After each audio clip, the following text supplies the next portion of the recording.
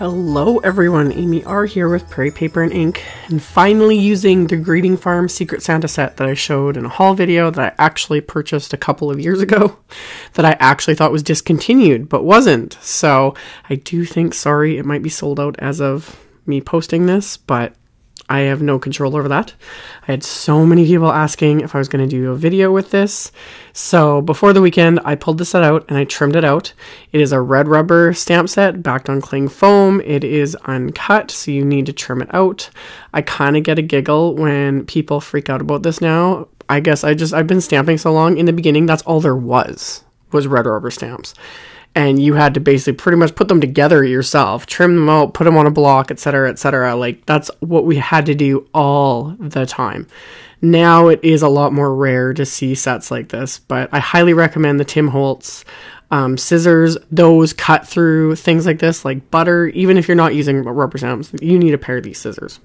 So I trimmed out the entire set. And then I stamped all of the images onto some Neenah Desert Storm 100 pound cardstock. And I stamped out all the images and I put them in the case that I keep my Polychromos pencils. I'll get to that in a second. And I took them with me when I was out and about, and I was at a little like gymnastics class, etc., for one of the kids, and was able to just kind of sit and color. I would, when watching a show, I was sitting and coloring.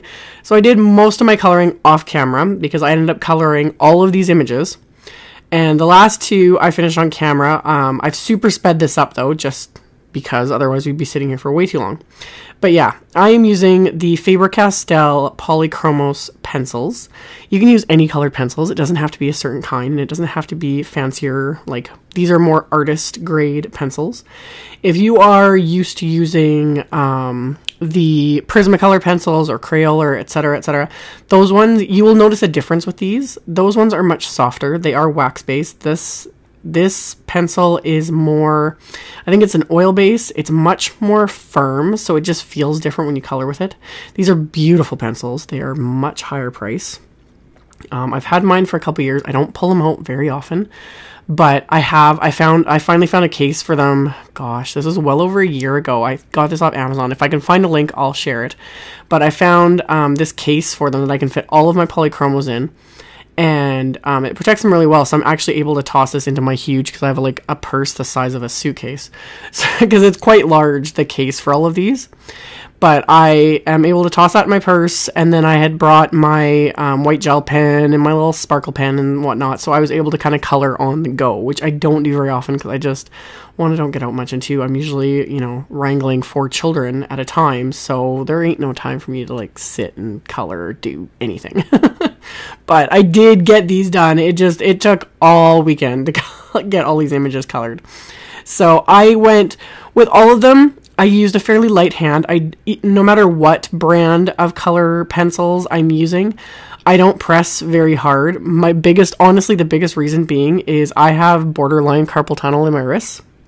And I find with colored pencils, if I am pressing too hard for an extended period of time, my hand really starts to hurt. So yeah, I use a light touch. I find it just easier, and then that way I'm able to color for extended periods of time without my hands starting to cramp up. And with these, it worked well because I just kind of did the same style you would with like Copic markers, is I took 3 shades of a similar color and then would start with my lightest and lay that down. And then I would add some darker areas in the areas where the shadows would be with the medium color, and then add the darkest color, and then work my way back to the lightest to kind of blend everything together. And these blend really nicely. But again, so do the Prismacolors. The one thing I noticed with these though is even though they're not a wax base, they still have a bit of sheen to them. I noticed it more when I go to add the white gel pen because these are oil based. It's just, they're different. I actually like that they are firmer though. I showed there for a second my little pink Tegall, I think that's how you pronounce it, sharpener. I was talking about this on social media. I will hopefully have a link for it too from Amazon. This is the best pencil sharpener I've ever used. But that was the biggest difference I found with these color pencils, is sharpening them. They sharpen like a dream because they're firmer. I have yet to actually come across any of them that break or anything. And I haven't used them a ton, but, I've been tossing them in my purse and bringing them around with me. I did a bunch of coloring with them, and So far, they're holding up great. So again, though, use whatever you've got or whatever you can get your hands on. You know, whatever makes you happy. I like having coloring mediums. The more, the better. I want them all. I just like to jump around from one brand to another. I can't help myself. So, like I said, I found a difference, though, when I went to add my white gel pen highlights. That really makes these images pop. I found, though, with these colored pencils, my white gel pen, it almost wanted to slide off of it, if that makes sense. I had to keep scribbling my gel pen on my finger. That works regardless. If you're having issues with your white gel pen, and it seems clogged or anything like that, it helps to kind of warm it up on your finger, and it also helps if it's clogging at all or anything. I literally just scribble it on my finger, and that gets it flowing again. So I had to do that quite a lot with all of these images, just because the gel pen just kind of wanted to skip around and not really lay down that ink. But I just went along and added little highlights on some of the other images. I added, you know, stripes onto the present, etc., just to give it that little extra something. And then I also used my little Stardust jelly roll pen that's got a bit of shimmer. So some of the images I added just little scribbles of shimmer here and there, just for that little extra something something. So added that to all of them. So once I'm done all of my coloring, all my little highlights, my shimmer, everything, I'm going to trim all of these out, and I'm going to fussy cut them right on the line. So I've got my detail cutting scissors, and I'm just going to go around and cut out all these images, which did not take very long at all, because they are, you know, standard greeting farm images. They've got the nice thick lines, so they're fairly easy to cut out. So I just went along and cut right on the line of every single image. So just going around, and then the little areas where their toes kind of touched, I cut right between those two just to remove that little bit of cardstock. And then I went along all of these along the edges with my Memento TUXEDO black marker. You notice it more on white cardstock when you stamp and fussy cut an image. That, you know, that white edge of the cardstock kind of is very stark and sticks out. So that's why we like covering it with the black marker. So with this Desert Storm cardstock, it's not as obvious. You can kind of get away without using it. But for me, it's just habit to coat the edges of anything I've fussy cut. If I've stamped it in black, I want to coat the edges with my black marker. And it does, you know, finish it off completely, especially with these, because they're such, you know, like I said, the thick lines and everything that they're stamped in, it just kind of makes everything look continuous. And then as a final bit of embellishment on these characters, just this specific one, I coated his glasses with Nouveau Crystal Glaze, just to give it that shine. Lots of people pointing out how he looks so much like Harry Potter. You totally could use him for this. And yes, color his scarf in Gryffindor colors, draw on a little lightning bolt. He's adorable. That's also why I gave him dark hair, because I couldn't resist. So super cute. So I coated it with that crystal glaze, and then I set that aside to completely dry. And once I was done with that, I needed to create my backgrounds. So I pulled out 4 different colors of cardstock that I cut down into, altogether I have 8 different pieces. And I have the Concord and 9th Plaid background stamp set and my Misty. You don't need a stamp positioner for this set. I just have it, so it just made it easier. And I'm also using my Misty corners here so that I could position my cardstock a little higher up. This way I'm making sure I'm stamping the entire background perfectly, or as perfectly as I want. Which again was kind of redundant because I was planning on die cutting these anyway. All of these pieces were 4 1/4 by 5 1/2. And I was using some honeycomb adhesive, which is removable adhesive, just to hold those pieces of cardstock in place. And then I would ink up that large background stamp with the same color of dye ink. All the cardstock and the dye ink will be linked in the supplies below, as well as on my blog. They're all from MFT. And then in between, I would do 2 pieces at once with the same color. And in between colors, I was cleaning off my stamp with my little Lawn Fawn stamp chamois. I pulled it out just the other day. I forgot I even owned it. I'm so used to just using, you know, I use my Kirkland baby wipes from Costco because they're amazing, and I have little kids, so I have scabs of baby wipes everywhere. But I really like my stamp chamois, especially when you're stamping large images and doing multiples, and you've got a lot of stamp cleaning to do. The stamp chamois is wonderful. So I kept doing the same thing over and over again. I would temporarily adhere my cardstock after using the creative corner there. Put that adhesive on, press that onto the inside of my Misty, and then I would move that corner out of the way, ink up my stamp, close the lid of the Misty, and I was just pulling down the sleeve of my cardigan. That way I could slide the base of my hand on the lid. Instead of just pressing, I can slide it, which is just faster. to get that image transferred onto the cardstock. And I had mentioned in the haul video when I showed the stamp, I originally passed over it because I struggle with plaid.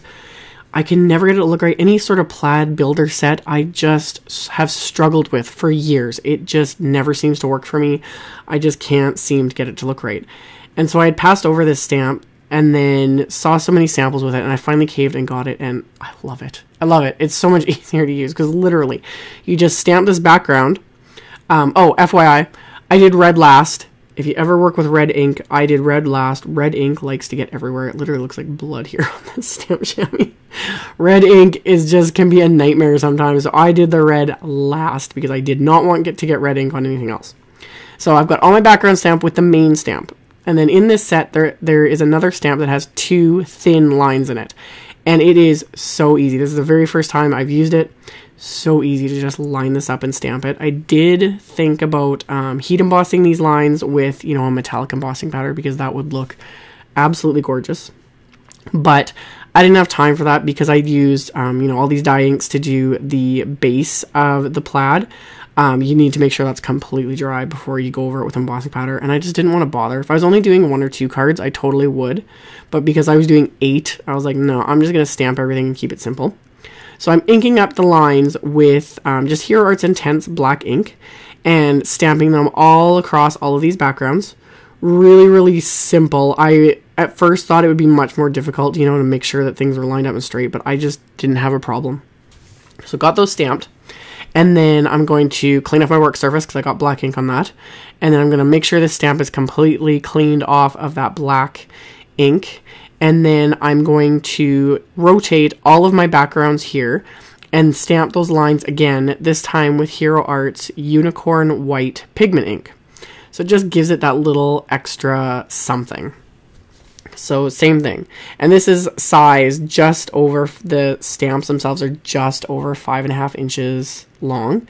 So you can easily stamp an A2 card front with this. So again, just went along stamping all of these lines onto all of these backgrounds and took no time at all, and I just loved it. I ended up posting a picture of this on social media, and so many people thought it was fabric that I had cut down. I was like, nope, it's just a stamp background. This stamp is amazing. I love it. No regrets getting it, and now I want to stamp like plaid, all the things. So I die cut all of them with the largest of the MFT A2 stitched rectangle stacks set 2.